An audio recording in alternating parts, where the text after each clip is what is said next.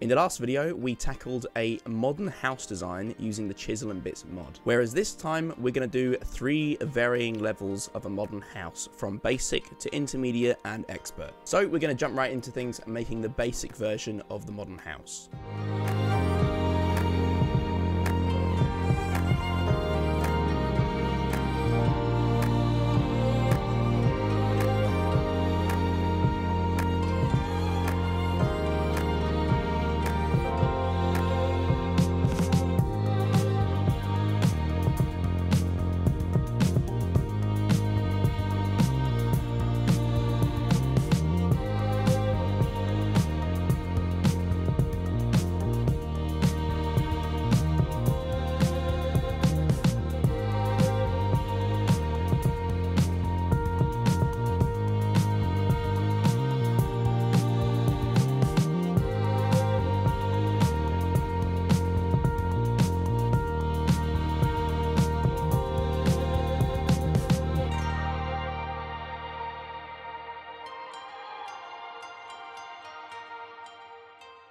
Oh yeah, I forgot to mention, well, I'm sure you've already noticed, got a new hair, got a new background environment. It's very, very nice. Anyway, let's get into showing off the build. So we are done with the basic version of our modern house, and we've got a nice compact little design going on here. I think it's pretty much just about on the border of not being too difficult in design, and it's basic enough that most people should be able to pull it off. Anyway, what do we have going on here? So the main blocks that we're using in this build, and you'll see it persist throughout the other builds as well, are the use of these concrete blocks, simply because they're a very simple block. They've got this matte finish to it as well, and they're just very modern looking in general. So you'll see a lot of white and grey concrete being used throughout the other builds. I've also incorporated this stripped oak log, which I haven't used in any of my other builds really. I've used it a little bit here and there, but not properly. So I wanted to give it its chance to stand out, so I decided to use it in this build. And incorporating it with these signs, I think, gives it those wood slat kind of effect. And it's just a bit different from using regular oak planks. But other than that, there are a few key features which are going to persist throughout this build and the next 2 to come. One of which is this waterfall effect, or water feature. And pretty much,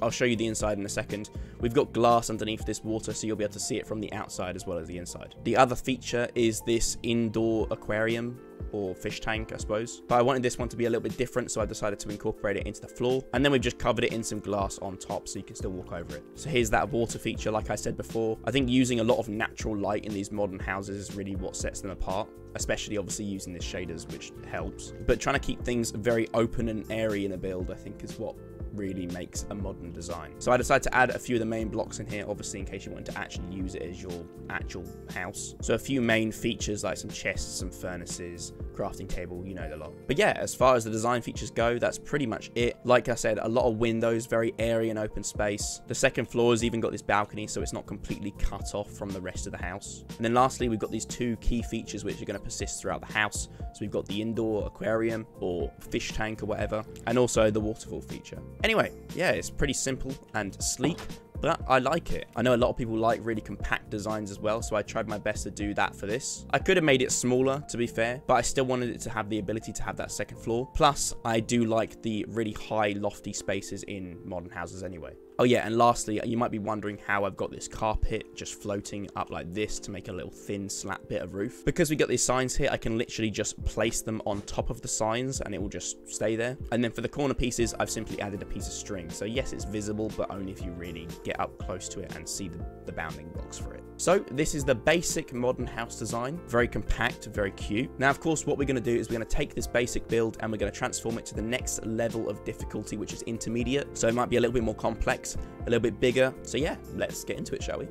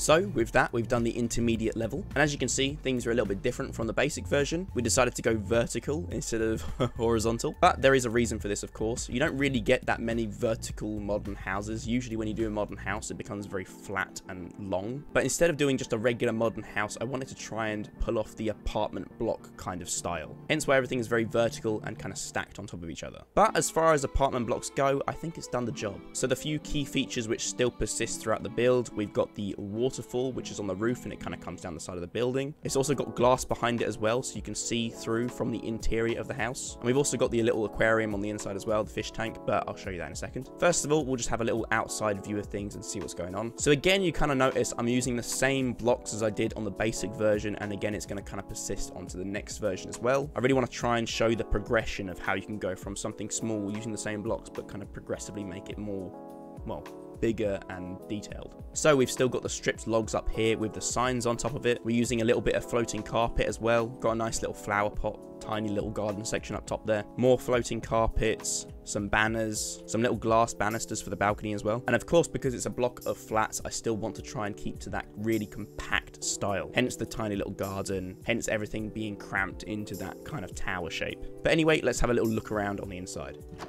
So as for interiors, we've got things looking pretty simple, pretty sleek. A lot of white walls, but I think that just adds to the whole modern aesthetic. Of course, we got the little aquarium in the floor again, a little bit bigger than last time, and I've also decided to embed the crafting table into it as well. Meant to kind of be like a coffee table, but I didn't want to just have it sitting on top. So we got a little couch design, we've got some flower pots in each of the corners, nice bit of modern art, you know. I've also added some end rods to the ceiling to act as the light fittings. Now in this shade, for some reason, they don't really emit light, which is kind of a downer, but it's more so just there for the purpose of them being light fittings. And we've got this massive open section so you can really see each of the floors. I actually love this about this build because it still keeps things quite open in design and makes it feel very airy, so you can literally just go through to each of the levels. Obviously you're not going to fly, but you know what I'm saying? It keeps things very open plan, not like sectioned off to each of the floors. Anyway, going up the stairs, we've got the second floor, which is the bedroom. Just got a simple white bed going on, another bit of art. Got these massive windows, of course, and we've got the start of this massive L window as well. Again, like I said, just a lot of light, a lot of natural open space. Really works for the modern vibe. We've got that waterfall feature outside. You can't really see the water from the outside, which is a bit strange, but it's there. Anyway, going up to the top level, I decided to just add a chest as a little storage area. It's more like a cabinet, or just to show you what you could do, you know. Anyway, again, a lot of windows, a lot of natural light. And then finally, we come up to the very top, onto the roof of the apartment block as well. So yeah, I just added this little open rooftop space to just come out and chill if you wanted to. But as I said before, I'm going to set things to nighttime just so you can kind of see what it might look like in this light setting as well. And to be fair, it fits the vibe. Very clean looking. So as I mentioned earlier, these light fittings don't really emit light. You can see it's a slight bit, but really not a lot. The main light source is the sea lanterns, of course, so I tried to incorporate them on each of the levels as well. So that does it for the intermediate level apartment block modern house. So now, of course, we're going to take this and we're going to transform it into the expert tier and see what we can come up with.